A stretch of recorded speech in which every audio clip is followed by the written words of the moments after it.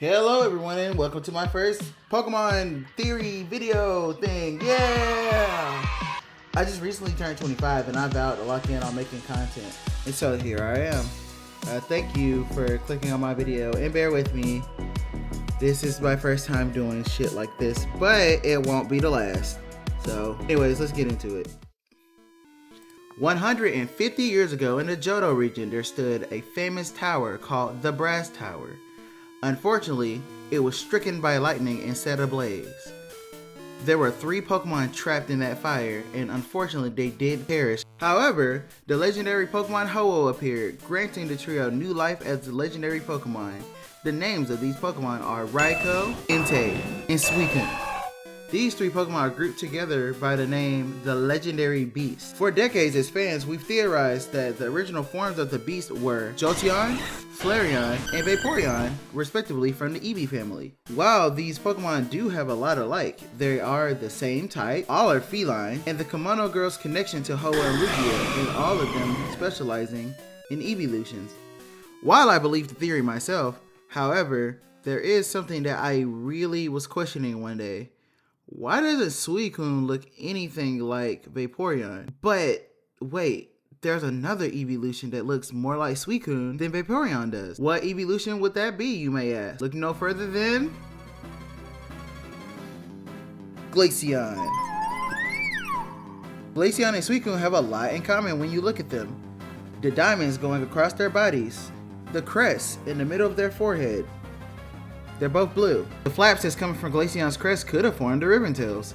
And Suicune is the Aurora Pokemon. You can't get more ice than Auroras. Aurora Borealis is a natural light display that's shown at high latitude in regions like the Arctic. This crest on his head seems to be an ice crystal to me. In Gen 9 it has the texture of one. Also, Suicune learns a lot of ice type moves. Is that something most water types already do? Yeah, but it's worth to mention it learns sheer cold as a remember move. And it is one of the only Pokemon that learns sheer cold as a non-ice type. The other is Kyogre. Now one would ask me, Dandy, so why is Suicune a water type and not an ice type if it was Glaceon? Here's my theory. In that fire, the ice within Glaceon melted when it died. So when Ho revived it, it put itself back together as water instead of ice. Again, one might ask, Dandy, but Suicune purifies water. I have another theory about that. When you freeze water, it does remove some of the impurities in the water. Not all, but some. Is it a stretch? Maybe, but water does purify some when it is frozen. We can even compare the similarities in their stats. I'm also gonna bring Vaporeon back into the mix to see which one is more similar. It may look like Vaporeon is more similar, but the defensive profile of Glaceon is more like Suicune's.